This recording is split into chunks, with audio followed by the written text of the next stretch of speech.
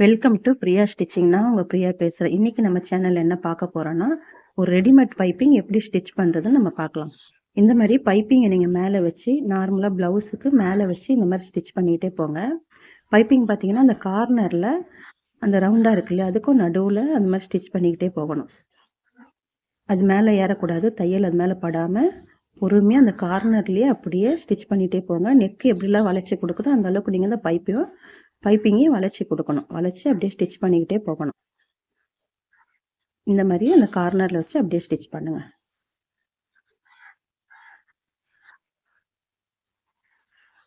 Shoulder வந்து நம்ம attach பண்ணியிருக்கோம் இல்லையா, அது எப்போவுமே பேக் சைடில் தான் வரணும். இந்த வளைவில் இந்த மாதிரி வளைச்சி ஸ்டிச் பண்ணுங்க. இந்த மாதிரி ஸ்டிச் பண்ணி எடுத்துக்கோங்க. எடுத்துட்டு இந்த மாதிரி ஒரு கழுத்து பீஸு, எம்மிங் பீஸு எடுத்து வச்சுக்கோங்க. கிராஸ் பீஸு இந்த மாதிரி எடுத்து வச்சுட்டு நல்ல பக்கத்தில் நம்ம அடியில் வச்சு இப்போ வந்து உள்பக்கம் அந்த லைனிங்க்கு மேலே நம்ம ஸ்டிச் பண்ணிகிட்டே போகணும். உள்பக்கமாக நம்ம ஆல்ரெடி தையல் போட்டிருக்கோம் இல்லையா பைப்பிங் வச்சு, அந்த தையல் மேலேயே இப்போ தையல் போடணும். கொஞ்சம் கூட தள்ளி தையல் போட்டுறக்கூடாது. உள்ள பைப்பிங் மேலே ஏறிச்சுன்னா பார்க்க நல்லா இருக்காது.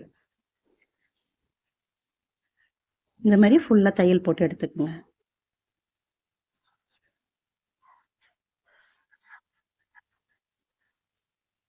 உங்களுக்கு இந்த ஃபூட்டர் மாற்றணுன்னா மாற்றிங்க. சிங்கிள் ஃபூட்டர் இருக்கு இல்லையா, அது மாற்றணுன்னா மாற்றிக்கங்க, இல்லைன்னா வேண்டாம். நான் வந்து மாற்றலை, அப்படியே தான் தைச்சிருக்கேன்.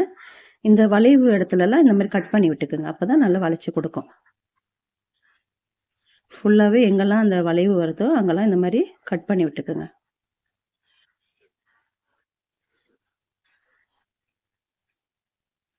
நம்ம எம்மிங் பண்ண மடிப்போம் இல்லையா, அந்த மாதிரி மடிச்சுக்குங்க. அந்த பாருங்கள், நான் இன்னொரு வாட்டி வேணால் காட்டுறேன் பாருங்கள். அந்த பைப்பிங் அப்படியே உள்ளே மடித்து இந்த பீஸையும் எம்மிங் பீஸையும் அப்படியே மடித்து ஒரு தையல் போட்டுங்க. படிமானம் தையல் போடுவோம் இல்லையா, அந்த மாதிரி ஃபுல்லாகவே கரெக்டாக நீங்கள் எந்த அளவு எடுக்கிறீங்களோ அந்த அளவுக்கு ஃபுல்லாகவே இப்படி தையல் போட்டு எடுத்துங்க. 1/4 இன்ச்சுனா 1/4 இன்ச்சு தான் போடணும்.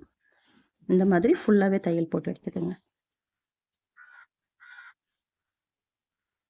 இந்த சைடும் அதே மாதிரி அந்த பைப்பிங் உள்ளே வச்சு எம்மிங் பீஸை மேலே அப்படியே அந்த பைப்பிங்கை மறைக்கிற மாதிரி தையல் போட்டு எடுத்துக்கணும். இப்போ நம்ம எக்ஸ்ட்ரா இருக்க பீஸில் கட் பண்ணி எடுத்துடலாம். நெக்கில் எப்போவுமே கட் பண்ணுவோம் இல்லையா, அந்த மாதிரி கட் பண்ணுங்கள். ப்ளவுஸில் கட் பண்ணாத அளவுக்கு பார்த்து பொறுமையாக கட் பண்ணுங்கள். ஏன்னா அடியில் ப்ளவுஸ் இருக்கிறதுனால கட் ஆகிடும்.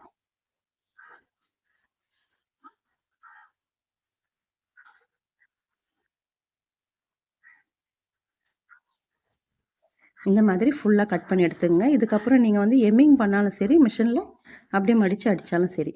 நான் வந்து இப்போ மிஷினில் அடிக்க தான் போகிறேன். இந்த கார்னர் அந்த வளைவு வருது இல்லையா, அது எல்லாமே கார்னரில் கட் பண்ணி விட்டுருங்க. கட் பண்ணிவிட்டு அந்த பீஸ் எப்படி வளைச்சி கொடுக்குதோ அதே மாதிரி தான் நம்ம வளைச்சி தையல் போடணும். அப்படியே ப்ளவுஸை ஸ்ட்ரெயிட்டாக இழுக்கக்கூடாது. அப்படியே வளைச்சி, அது பாருங்கள் நான் தைக்கிறேன் பாருங்கள், இந்த மாதிரி வளைச்சி தையல் போடணும். கரெக்டாக அந்த 1/4 இன்ச்சுக்கு தையல் போட்டுவாங்க. அந்த வந்து ஃபூட்டர் கணக்கு வச்சுக்கோங்க. அந்த கணக்கில் அப்படியே தையல் போட்டுக்கிட்டே வாங்க. அந்த வளைவு இடத்துலலாம் இந்த மாதிரி கட் பண்ணிங்கன்னா தான் உங்களுக்கு வளைச்சி கொடுக்கும்.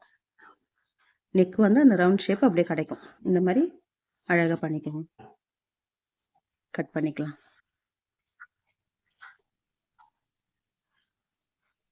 எம்மிங் பண்ணாலும் நல்லா தான் இருக்கும், நம்ம மிஷினில் அடித்தாலும் நல்லா தான் இருக்கும்.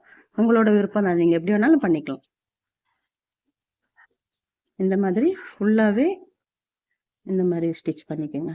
எங்கெல்லாம் உங்களுக்கு அங்கே கட்டிங் கொடுக்கணுமோ அங்கெல்லாம் கட் பண்ணிவிட்டு இந்த மாதிரி ஸ்டிச் பண்ணி எடுத்துக்கோங்க. அவ்வளோதான். எவ்வளோ அழகாக இருக்கு பாருங்கள். இந்த பைப்பிங் பார்க்குறதுக்கு அழகாக இருக்கும். இந்த வீடியோ உங்களுக்கு பிடிச்சிருக்கும்னு நினைக்கிறேன். இந்த மாதிரி வீடியோ பார்க்க நம்ம சேனலை சப்ஸ்கிரைப் பண்ணி வச்சுக்கோங்க. தேங்க்யூ ஃபார் வாட்சிங்.